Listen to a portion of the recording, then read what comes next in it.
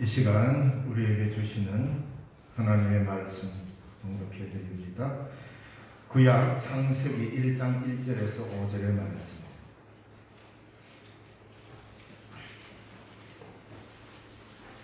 그리고 신약은 고린도후서 13장 13절 말씀. 먼저 구약의 말씀 보겠습니다. 구약 창세기 1장 1절에서 5절의 말씀입니다. 태초에 하나님이 천지를 창조하시니라. 땅이 혼돈하고 공허하며 흑암이 깊음 위에 있고 하나님의 영은 수면 위에 운행하시니라. 하나님이 이르시되 빛이 있으라 하시니 빛이 있었고 빛이 하나님이 보시기에 좋았더라. 하나님이 빛과 어둠을 나누사 하나님이 빛을 낮이라 부르시고 어둠을 밤이라 부르시니라. 저녁이 되고 아침이 되니 이는 첫째 날이니라. 아멘. 신약의 말씀 고린도후서 13장 13절의 말씀, 신약성경 301쪽입니다. 고린도후서 13장 13절의 말씀.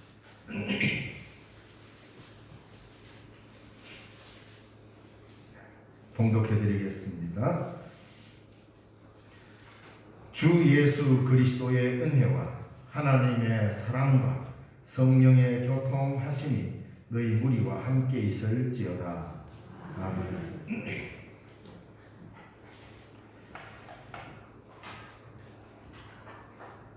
네, 오늘은 교회력으로 삼위일체주의입니다. 이 말은 우리 기독교의 하나님은 유일하신 하나님을 믿지만 그분이 어떻게 존재하는가 이 문제일 것입니다. 그래서 우리 기독교는 유일하신 하나님, 의미는 맞습니다. 한 분이신 하나님을 믿는 것은 맞습니다. 한 분이신 하나님을 믿는 기독교 맞지만 유일하신 하나님을 믿는 것은 아닙니다. 말이 그거 같고 그거 같은데 차이가 있습니다. 우리는 삼위일체, 즉 삼위로 계시되 한 분이신 하나님을 믿습니다.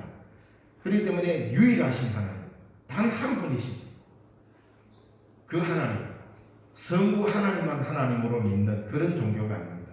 그래서 우리는 유대교와 구분되어 있다는 것을 아셔야 합니다.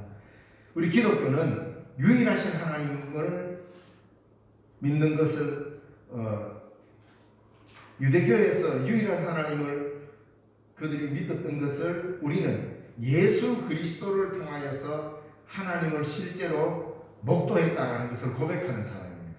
그래서 성부와 성자와 성령, 이 삼위가 곧 한 분이신 하나님이다.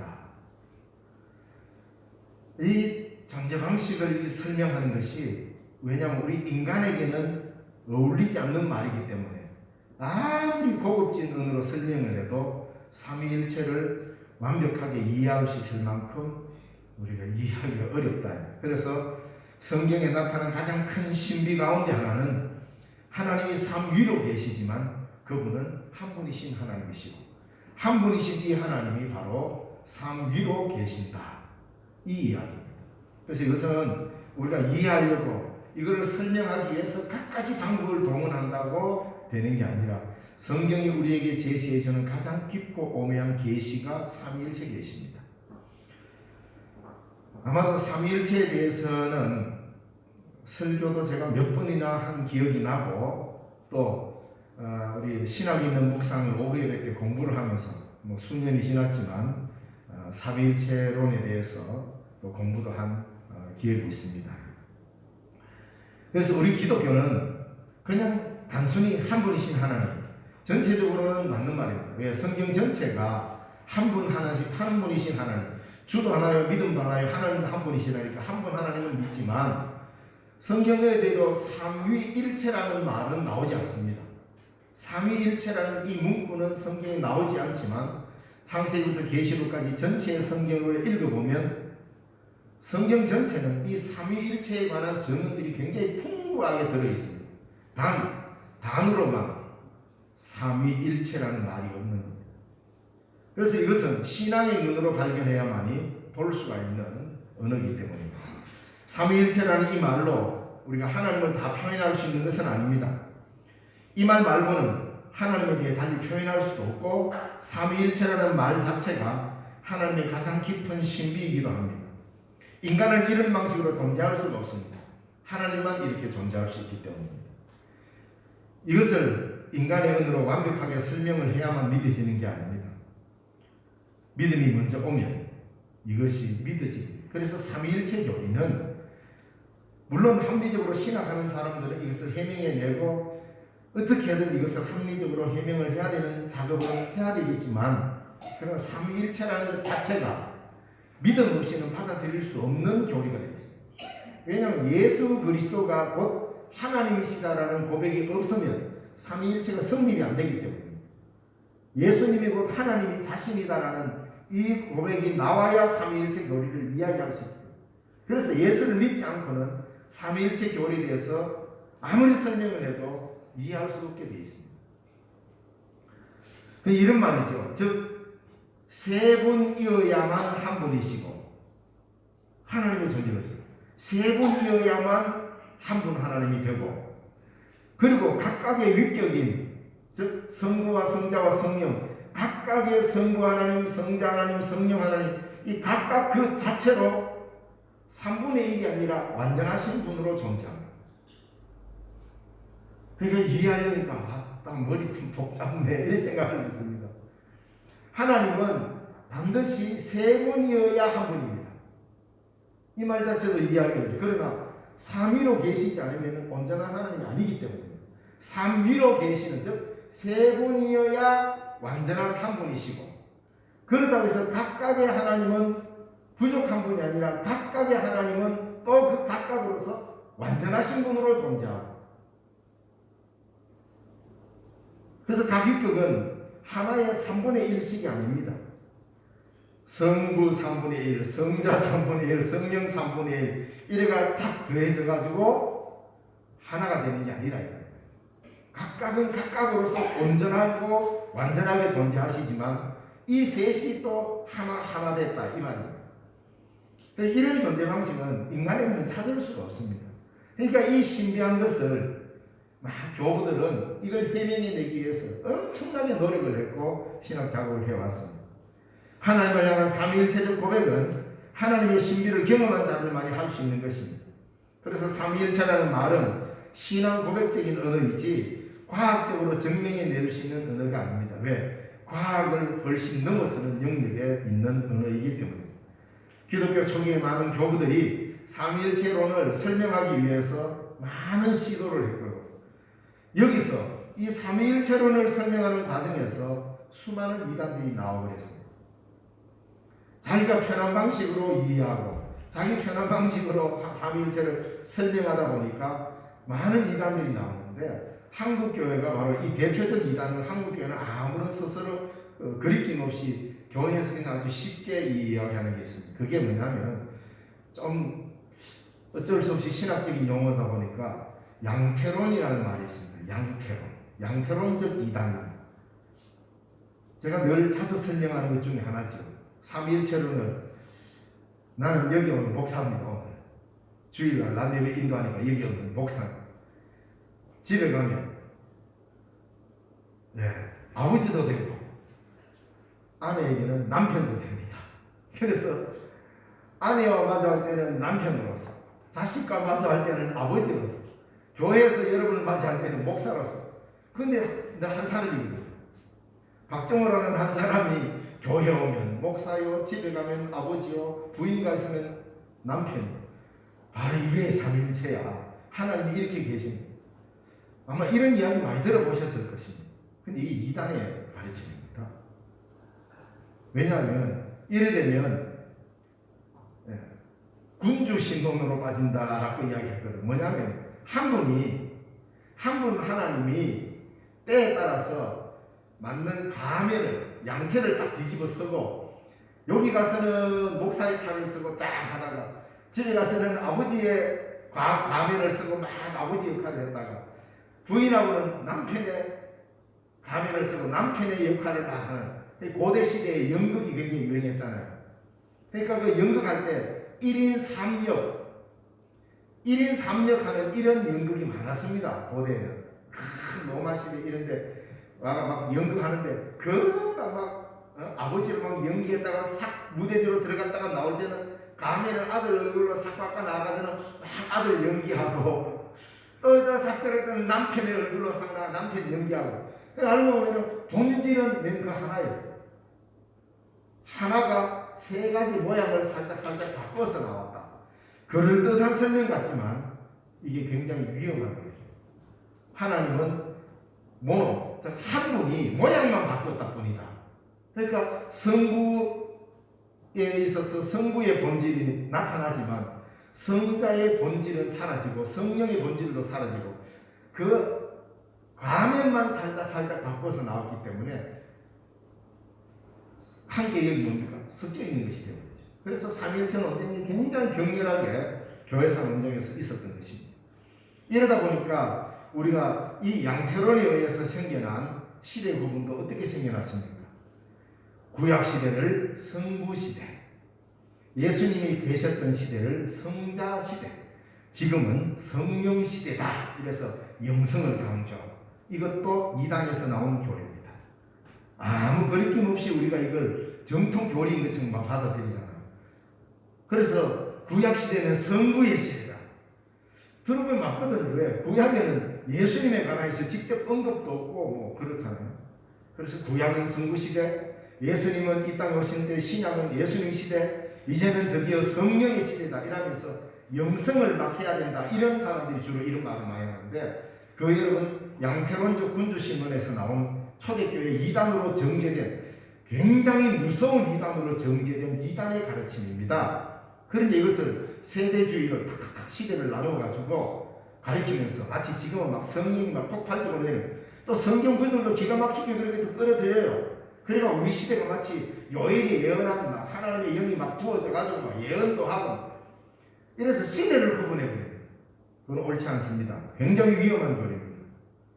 아마 이 이야기는 제가 한번 여러 번 이야기했습니다. 혹시 여러분 주위에 삼일체에 대해서 이런 식으로 설명하고 시대 구분을 이런 식으로 시대 구분을 해가지고 가르치면 그 사람에게서 돌아서라고 말했던 거예요. 기독교 교리는 그렇게 아주 단순화시킬 수 있는 게 아닙니다. 그리고 바로 이단에서 이 양태론이라고 이단에서부터 그런 교리들이 타생돼서 나와서 아무렇지도 않게 가르치는데 어떤 데는 제가 들으면 경악할 만큼 설교 시간에 아주 자연스럽게 그렇게 이야기를 합니다. 그건 옳지 않습니다. 왜? 이 삼위일체 교리를 올바르게 전가하기 위해서 우리 교부들은 목숨을 걸고 지켜왔습니다. 목숨을 걸고. 다른 어떤 교리보다도 치열하게 논쟁을 했고 자신의 목숨을 내놓고 삼위일체 교리를 다듬었고 오늘 우리가 삼위일체 교리를 지키고 있는 겁니다. 그런데 이것을 아주 쉽게 설명하려고 하다 보니까 이런 잘못된 삼위일체 교리를 한 거예요. 이게 더 설득력 있게 들리다 보니까 우리가 편리해서 그것을 취해서 이해할 뿐이지 올바른 삼위일체 교리는 아니라는 겁니다.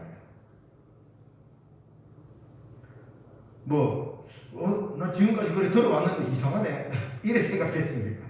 그렇지 않습니다. 굉장히 위험한 교리가 됩니다. 양태론은. 그래서 잘못해가지고 이단이 나오기도 하고 그러는 가운데 위대한 교부들이 이 삼위일체론 교리를 거의 완성에 가깝게 잘 다듬게 됩니다. 오늘 우리가 고백하는 삼위일체 교리는 교부들의 치열한 논쟁과 기도의 결과물입니다. 그냥 쉽게 이렇게 하자 해가지고 결정되는 게 아니에요. 그것도 1, 2년 안에 몇 사람이 머리 맞대고 했다고 해결되는 게 아닙니다. 삼위일체 교리 이것이 완성되는데 400여 년이 걸립니다. 그만큼 긴 시간 동안 이단이 이렇게 주장하면 그걸 반박하고 또 반박하면 또 반박하고 또 새로운 이상한 이단이 삼위일체 교리를 하면 그걸 또 반박하더라고요. 그러한 신학적 논쟁이 수도 없이 사이에서 모여서 내린 결론이 오늘 우리가 믿는 삼위일체론 교리라는 말입니다. 그러니까 그렇게 가볍게 여겨야 될 교리가 됩니다. 어떻게 보면 교리 논쟁 중에 가장 치열했던 논쟁이 삼위일체 교리 논쟁입니다. 그래서 우리는 일주일에 교회력으로 오늘 이 시간을 삼위일체 주일로 지키고 있습니다. 그 말은 삼위일체 하나님, 삼위일체로 계시는 하나님, 우리의 하나님은 삼위일체 하나님이시다. 이 교리를 주님 오시는 날까지 고수하자는 마음에 우리 이 주일을 지키는 거죠. 왜? 지난주는 성령 강해입니다. 그리고 그 이후에는 예수님 부활하신 날, 부활하신 그리스도와 그 부활하신 그리스도가 보내주신 성령님과 하나님을 믿는 성도 하나님, 이 셋을 오늘 우리는 삼위일체 주일로 지키면서 삼위일체 교리가 구약에는 왜 없는가? 아닙니다. 오늘 읽은 본문을 통해서 우리가 살펴봐야 할 것입니다. 교부들과 신학자들이 논쟁을 하고 안 하고에 따라서 삼위일체 하나님 자신이 변하는 것은 아닙니다. 그러나 이 옳은 진술을 타개하지 않고 계속 이어갈 수 있도록 하는 데는 많은 교부들이 실제로 목숨을 걸었습니다.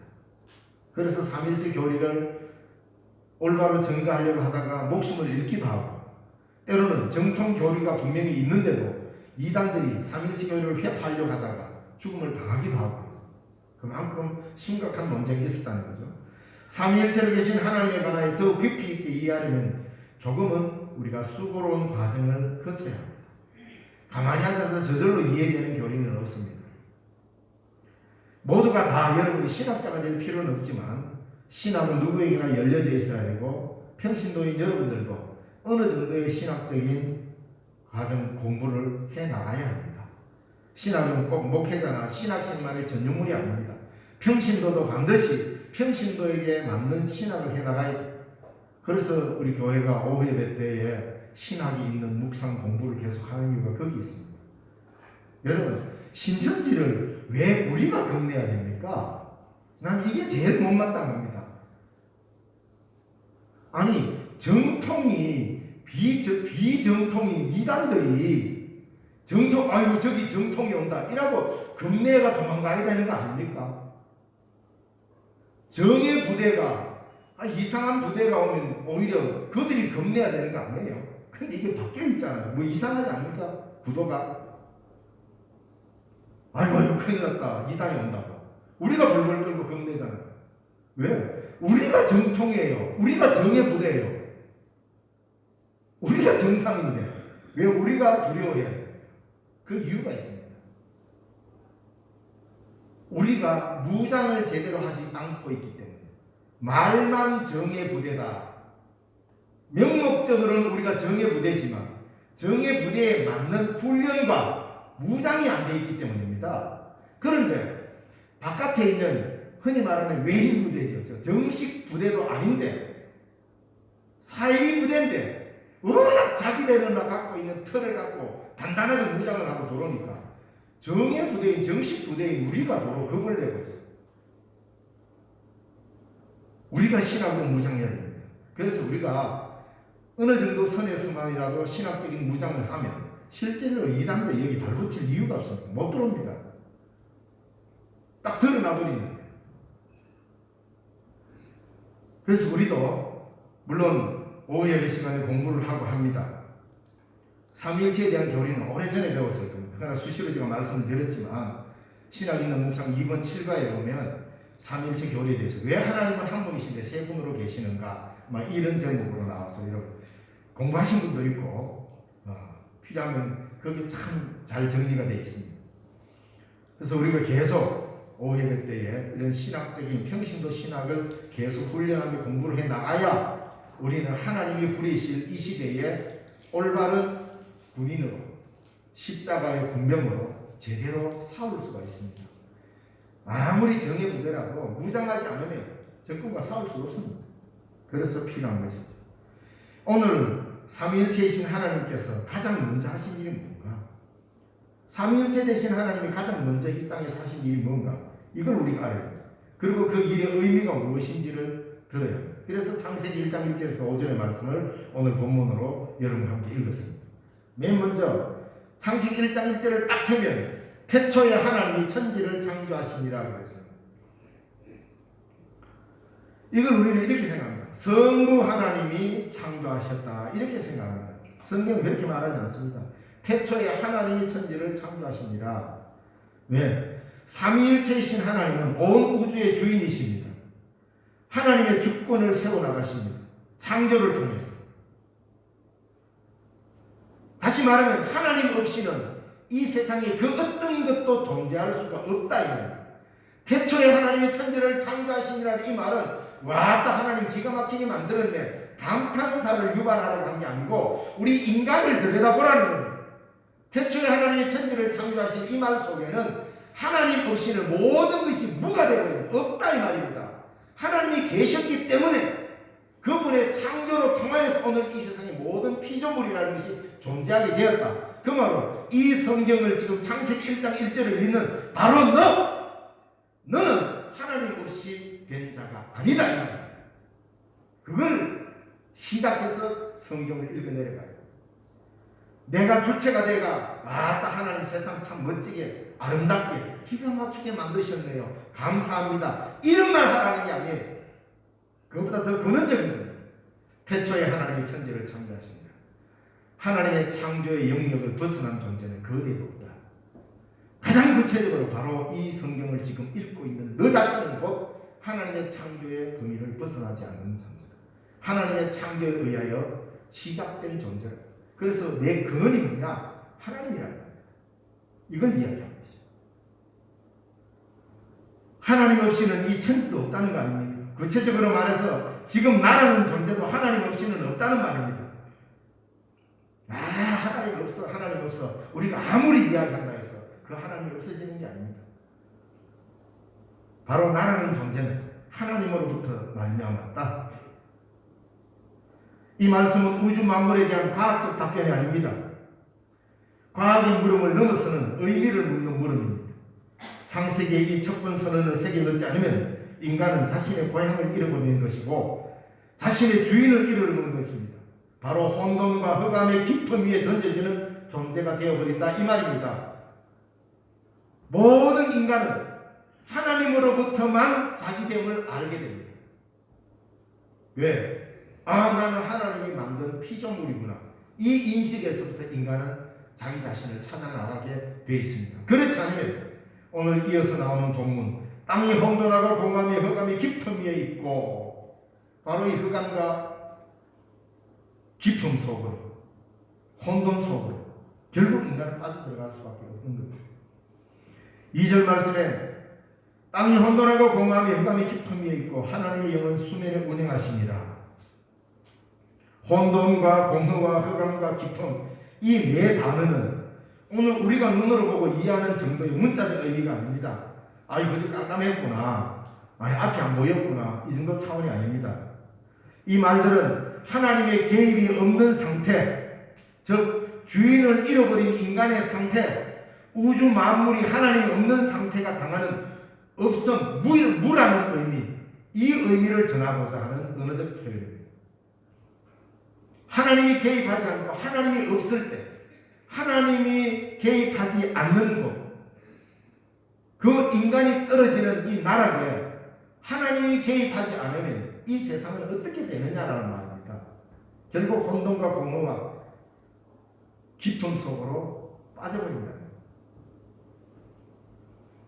하나님의 성령은 이 혼돈과 공허와 흑암의 깊은 위를 그 깊이에 빠지지 않고 그것을 초월하여 스스로 운행하십니다. 그래서 하나님의 영은 수면 위로 운행하시니라라는 이 말을 잘 기억해야 됩니다. 그러니까 우리는 자꾸 무슨 과학적 사실인 것처럼 마치 하나님의 신이, 하나님의 영이 마치 물 위를 가르는 배처럼 샥 멋지게 막 수상스키 타듯이 샥 운행해 가는 것처럼 이런 생각을 상상을 하는데 그런 의미가 아니고 여기는 하나님의 영은 그런 혼돈과 이런 깊음이 삼키지 못하는, 그래서 하나님의 영이 그 위를 지배하듯이 날아가는 이런 것을 형상한 의미 있는 그런 것입니다. 바로 그것을 초월해 계신다는 것이죠. 바로 이것을 마태복음에서 예수님께서는 물 위로 걸으시는 그리스도로 구체화시켜 놨습니다. 하나님의 신이 수면으로 운행하시듯 성자 예수님이 수면으로 걸어가시는 모습과 사실은 창세기와 연결되어 있는 겁니다. 그분은 성령과 같은 분이다 이 말입니다. 그래서 그분은 곧 창조하신 수면 위를 운행하면서 흑암과 공허와 혼돈 이 깊음을 극복하신 분이라는 의미를 마태복음에서는 예수님이 물 위로 걸으시는 장면에서, 왜? 그때 물은 파도치고 경량 속에 있었습니다. 그래서 성령은 바로 이 혼돈과 공허와 기품의 흑암을 정복하시는 분으로 묘사하고 있는 것입니다. 시대가 어둡고 역사가 혼미하고 미래가 캄캄할 때 우리는 누구를 의지합니까? 이것을 초월하시는 분이 누구이십니까? 우리들의 삶의 한복판에 계시지만 이 역사를 초월해서 운행하시는 성령님이 계시다는 것을 믿는 사람들 아닙니까? 성령님의 역사가 없으면, 성령의 역사가 없으면 이 역사는 한순간에 혼돈과 공허의 나라로 떨어집니다. 태초에 하나님이 천지를 창조하시니라 우리의 존재 근거를 물어왔습니다. 너는 하나님 없이 살 수가 없어. 너는 하나님 없이는 너의 존재 자체가 없는 거야. 이걸 우리에게 말하시면서 동시에 2절에서는 하나님의 성령의 운행하심과 성령의 역사가 없으면 이 세상은 곧바로 혼돈과 공허의 나락으로 떨어져서 인간의 삶의 모든 모습들이 사라져버린다 이 말입니다. 그래서 우리는 성령님 도대체 어디 계십니까? 라고 말하지 마십시오. 성령님께서는 한순간도 이 역사를 떠난 적이 없습니다. 이 피조물 위에 떠난 적이 없습니다. 다만 우리가 그분의 역사하심에 동참하지 못하는 공허 속에서 혼돈 속에서 헤매일 뿐입니다. 성령은 천지 창조 때부터 하나님 함께 계시며 운행하시며 흑암을 짓밟고 공허를 타파하면서 삶의 의미를 이 역사에 새겨넣기 시작했습니다. 이게 성령의 역사였습니다. 그러므로 성령은 한 번도 이 역사를 떠난 적이 없다라는 것을 알아야 합니다. 오늘 여기 본문에 나오는데 수메이로 운행하심이라 하니까 우리는 자꾸 수상스키 타고 대운전하고 재밌겠다 쫙 나가는 이런 표현을 합니다. 여기 운행하시다는 말은 기가 막힌 단어입니다. 뭐냐면 이 단어는 자동차를 운전 잘한다는 이런 차원이 아니라 알을 품다라는 것입니다. 알. 어미새가 알을 품다라는 이런 의미. 그래서 운행하심이라는 이 히브리어 원문에는 알을 품다. 그래서 이 알을 품다라는 이 말은 알을 품으면 뭐가 나옵니까? 새 생명이 탄생합니다. 새로운 생명이 탄생한다. 그래서 어미새가 새 생명 탄생을 열망하며 알을 소중히 감싸 안고 굴리는 거죠. 이것이 바로 성령이 수메미로 운행하시다는 말과 같은 말입니다. 새 생명 탄생을 위해서 이 알을 품고 굴리는 이 어미새의 모습을 우리는 이 운행하다는 단어에서 발견할 수 있습니다. 그래서 이 알을 소중히 감사하는 것처럼 하나님께서 자기의 형상대로 지음받을 인간의 삶의 장소를 조성하기 위해 깊은 관심으로 포근하고 소중하게 돌보심을 의미합니다. 성령님이 알을 품으신 장소는 바로 공허와 혼돈과 흑암 위에입니다. 왜냐하면 그것들을 생명으로 물리쳐야 하기 때문에. 세 번째, 하나님이 이르시되 빛이 있으라 하시니 빛이 있었고, 3절에 하나님이 이르시되 빛이 있으라 하시니 빛이 있었고. 삼위일체이신 하나님께서 가장 먼저 하신 사역은 창조의 사역입니다. 그 창조 사역 중에 가장 먼저 하신 일이 뭡니까? 이르셨다, 이르다, 말하다. 옛날 번역에는 하나님께서 가라사대, 하나님이 이르다, 말했다라는 거예요. 하나님께서 이르시니 이르신 그대로 되셨다는 선언이 창세기의 기록입니다. 하나님이 이르시면 그것은 곧 역사가 되고, 하나님이 말씀하시면 혼돈이 사라지고, 하나님이 가라사대 하고 말씀하시면 공허가 사라지고 흑암이 사라지는 것입니다. 성령 하나님께서 스스로 운행하시면서 말씀으로 구체화되어서 역사하시니까 창조의 역사가 우리 눈에 보이게 이루어졌던 것입니다. 그냥 심심한데 천지나 만들어 볼까 이래서 만들어진 게 아닙니다. 이 속에는 천지를 만드셨다라는 이 말 속에는 바로 이런 의미들이 다 들어있는 겁니다. 성경에서의 창조는 이방인의 신화처럼 선과 악의 다툼으로 인해 생겨난 그런 부산물들이 아닙니다. 대표적으로 바벨론 신화에 보면 마르둑이라는 신이 나옵니다. 이게 주신입니다. 전 세계를 관할하는 주신입니다. 그 마르둑 신화에 보면 이 세상에는 처음에 악한 신과 선한 신이 있었습니다. 악신과 선한 신이 둘이 막 치고받고 싸웠어요. 선한 신과 악한 신이 치고받고 싸우다 보니까 막 찌그럽게 떨어질 거 아닙니까? 부산물이 싸우다 보니까 뭐 옷도 찢어지고 막 떨어졌어요. 그 부산물들, 두 선신과 악신이 싸우면서 막 생겨난 먼지와 막 옷자락이나 뭐 이런 것들이 떨어져 가지고 그것이 곧 이 세상이 되었다. 이렇게 설명합니다. 꼭 동화 같은 이야기지만 그 속에도 그들은 나름대로 의미를 발견하게 됐겠죠. 왜 세상에는 이게 선한 것 같기도 하고 악한 것 같기도 하고 도대체 이게 선한 신에서 떨어지는 건지 악한 신에서 떨어지는 건지 그거 모를 것들이 이 세상에 수북합니다. 이래서 그들은 그들의 방식으로 세계를 이해했습니다. 그래서 마르독 신화에서는 선신과 악신의 싸움으로 해서 그 싸움이 막 경쟁할 때 일어났던 이런 떨어진 것들로 통하여 세상이 이루어졌다. 참 재미있게 설명했죠. 그러나 성경은 단호하게 거부합니다. 하나님이 말씀으로 창조했다. 그래서 우리는 그러한 선신과 악신의 싸움으로 인해서 생겨난 부산물이라고 믿지 않고 하나님의 거룩한 손길로 지어진 것이요 삼위일체 되신 하나님의 첫 번째 사역으로서의 이 창조, 이것을 믿고 고백하는 사람들입니다. 우리는 하나님께서는 성부와 성자와 성령 삼위일체 되신 하나님이 이 창조에 직접 개입하셔서 인간에게 의미를 던져주고 공허와 혼돈을 극복하면서 이 역사 가운데서 하나님을 믿고 살도록 우리를 불러셨다는 것을 창조를 통하여서 말씀해 주고 있습니다. 지금 우리가 이것을 고백하면서 살아계신 하나님을 믿고 사는 거 아니겠습니까? 삼위일체이신 하나님께서는 지금도 새로운 창조의 역사를 일으키십니다. 누구든지 그리스도 예수 안에 있으면 새로운 피조물이다.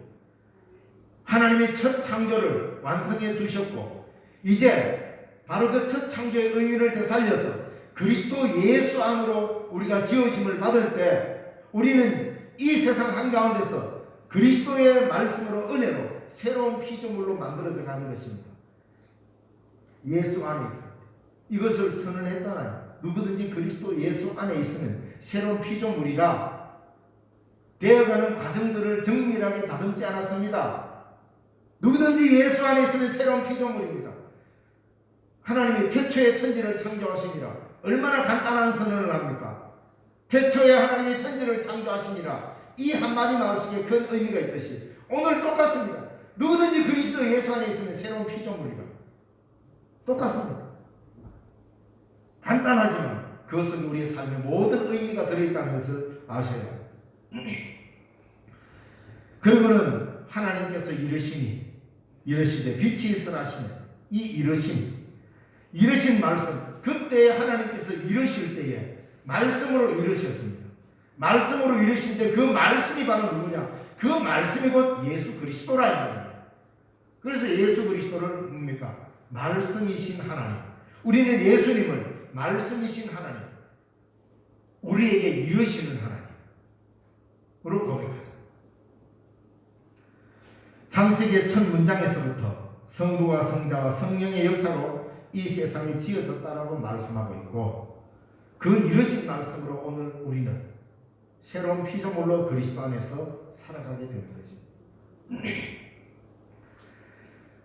그런데 신약에서 가장 대표적으로 삼위일체가 언급되어 있는 본문의 말씀이 바로 고린도후서 13장 13절입니다. 딱 읽으니까 아이고 이거 뭐 축도하는 것 같네요. 예. 인간을 향하여서 베푸는 가장 아름다운 축복의 기도는 성부와 성자와 성령의 이름으로 행해집니다. 매우 중요한 축복이죠. 오늘 읽은 이 신약의 말씀, 이 축도의 형식을 가르쳐주는 말씀인데 이 말씀에서 우리는 주 예수 그리스도의 은혜와 하나님의 사랑과 성령의 교통하심이 너희 무리와 함께 있을지어다. 즉 삼위일체 하나님의 놀라우신 은총이 너희와 함께 있을 것이다. 이 말이거든요. 그러니까 우리는 철저히 삼위일체 되신 하나님의 은혜 안에 있는 것입니다. 물론 이것을 성령의 은혜다, 하나님의 은혜다, 그리스도 예수의 은혜다 이렇게 불러도 상관은 없습니다. 똑같기 때문에 왜? 예수님의 은혜다라는 이 말은 곧 삼위일체 하나님의 은혜라는 말과 똑같은 말입니다. 성령의 크신 은총이다 말해도 성부와 성자와 성령 하나이신 삼위일체 하나님의 은혜임을 우리가 다 알고, 왜? 세 분이 곧 세 분이어야만 한 분이고 이 한 분 속에 각각의 삼위는 따로따로 떨어짐으로써 3분의 1이 아니라 각각으로서도 완전한 하나님이시기 때문에 내가 하나님의 은혜입니다 그러면 곧 삼위일체 하나님이요, 내가 예수 그리스도의 은혜 속에 삽니다 라고 말할 때도 삼위일체 하나님의 은혜요, 성령님의 은혜입니다 랄 때도 똑같이 삼위일체 하나님의 은혜로 각각의 말을 다르게 하더라도 똑같은 삼위일체 하나님으로 동등하다 이 말입니다. 자, 그런데 오늘 이 본문에서 보면 삼위일체 되신 하나님은 삼위로 계시는 방식을 어떤 방식으로 계시는가 우리가 알 수 있는 언어로 표현을 해보면 삼위일체는 첫째 서로를 내어주는 섬김의 방식으로 존재합니다. 야, 내가 성군 때 가까이 오지 마. 다른 위격을 배척함으로써 자기의 독특성을 드러내는 것이 아니라 자신의 독특성을 감추고 섬김으로 인하여서 삼위로 각각 존재하고 있습니다. 잘 들어보시기 바랍니다. 조금 집중해서 들으시기 바랍니다. 왜냐하면 이렇게 설명을 해야만이 삼위일체에 대해서 우리가 오늘 우리 시대의 새로운 이해로 즉 새롭게 내 신앙생활을 삼위일체적으로 할 수 있기 때문입니다. 삼위일체 하나님을 믿는다는 것은 나도 삼위일체 하나님의 존재 방식으로 살아갈 것이다라는 이 고백이 그 속에 들어있기 때문입니다. 그냥 교리적으로 우리 하나님은 삼위일체 하나님이야 교리적으로 그냥 그렇게 인정하고 받아들인다고 해서 끝나는 게 아닙니다. 교리는 그렇게 받아들였는데 내 삶이 하나님의 삼위일체 존재 방식과 다르게 산다면 그거는 잘못된 겁니다. 그래서 중요한 거예요. 삼위일체 하나님은 첫째로 서로를 내어주는 섬김의 방식으로 계십니다. 그것은 바로 아버지는 아들과 성령에게 자신을 내어주고 아들은 보혜사 성령에게와 아버지에게 자신을 내어주고 성령은 아버지에게와 아들에게 자신을 내어주는 방식, 서로를 향하여서 내어줌의 방식으로 섬김의 방식으로만 존재하는 것이 삼위일체입니다. 자신의 독특성을 고집하면서 자신의 완전성을 드러내는 것이 아니라 자신을 완전히 비워서 완전히 내어줌으로써만 자신의 독특성을 유지하는 것이 삼위일체입니다. 그래서 성부 하나님은 성자와 성령에게 자신을 완전히 내어주고 있습니다. 성자 예수님은 아버지와 성령에게 자신을 온전히 내어줘 버렸어요. 성령은 오로지 아버지와 아들에게 모든 것을 다 내어줬어요. 이렇게 해서 자신을 온전히 비워서 완전히 내어줌으로써 그러면 자기가 꽝이 되잖아요. 인간의 이치로는 영이 되잖아요. 왜? 자신의 것을 온전히 다 내어줘 버리기 때문에 아무것도 없어요. 무가 돼야 돼요. 그런데 삼위일체는 그게 아니라 자신을 온전히 내어줌으로써만 성령으로 존재하고 자신을 온전히 다 내어줌으로써만 성부와 성자에게 온전히 내어줌으로써만 성령이 존재하고 성자는 성부와 성령의 자신을 온전히 내어줌으로써만 성자로 존재하고 이런 방식으로만 삼위일체가 존재할 수 있다 이 말입니다. 그럼 우리가 그리스도인으로 살아가는 삶의 방식도 마찬가지입니다. 나를 온전히 비워서 우리들의 형제와 자매들에게 우리의 이웃들에게 나를 비워 나를 내어줌으로써만 그리스도인으로 살아갈 수 있다 이 말입니다. 이게 삼위일체를 믿는 사람들의 신앙의 모습이 되어야 됩니다. 그리고 삼위일체는 이것은 서로 무엇으로 자기를 내어줌의 방식으로 존재하되 사랑으로 서로 연합되어 있음을 말합니다. 사랑으로만 연합되어 있습니다. 그 어떤 것으로도 이들을 묶을 수 없습니다. 오직 서로를 내어주는 사랑의 관계로만 존재하는 방식이 삼위일체입니다. 그리고 온전히 자신을 내어줌으로써 이 삼위일체라는 말은 공동체적으로 살아간다는 말입니다. 자기 홀로 자신의 독특성을 주장하는 것이 아니라 삼위는 서로를 내어줌으로 인하여서 공동체적으로 존재합니다. 공동체는 어떻게 이루어집니까? 공동체와 패거리가 다른 이유가 뭡니까? 오늘 우리는 패거리와 공동체를 간혹 착각합니다. 패거리는 자신의 이권과 자신의 것만 고집합니다. 공동체는 내 것이 없습니다. 내 것을 다 내어줌으로써 연합을 꾀하고 사랑의 관계를 이어갑니다. 이게 공동체입니다. 그래서 삼위일체 되신 하나님은 패거리로 존재하는 것이 아니라 공동체로 존재합니다. 이것을 가장 아름답게 표현하는 것이 어디입니까? 그게 교회입니다. 그래서 교회는 삼위일체론적으로 이해를 해야 된다 이 말이에요. 그래서 교회 공동체는 자신을 내어줌으로써만 교회다운 교회가 되고 삼위일체 하나님을 믿는 교회가 되고 공동체가 되는 겁니다. 교회마저도 자기 것을 주장하고 내 고집 주장하고 내 뜻 주장하고 내 자존심 내세우고 다 내세우면 그거는 삼위일체 하나님을 믿는 거 아닙니다. 올바른 신앙이 아닙니다. 그리고 교회 공동체로서 올바른 게 아닙니다. 반드시 자신을 내어줌으로써만 이룰 수 있는 공동체를 이루는 것. 이것이 삼위일체 하나님을 믿는 그리스도인의 모습이요 공동체를 하는 것입니다. 삼위일체로 계시는 공동체적으로 하나로 계실 때만 온전한 하나님이시라는 것 아니겠어요? 즉 사랑으로 연합된 공동체 하나로서의 삼위일체. 이게 바로 우리 교회의 모습이 되어야 돼요. 그래서 삼위일체론적 교회. 우리 교회는 그냥 인간의 모임이 아니라 하나님의 삼위일체의 놀라운 은총 속에 있는 교회입니다. 그렇기 때문에 삼위일체적인 공동체를 이루어가야 됩니다. 왜? 삼위일체는 철저하게 자기를 비워줌으로써만 존재하게 되어 있었습니다. 자기 주장을 하는 순간 삼위일체가 아닙니다. 삼위로 계실지는 몰라도 일체가 될 수 없습니다. 오늘 우리들의 공동체가 자신의 것을 주장하면 자신의 각각으로서 다양성은 있지만 하나의 공동체로서 일체를 이룰 수 없습니다. 그건 교회가 아니기 때문에. 그러면 교회가 아닙니다.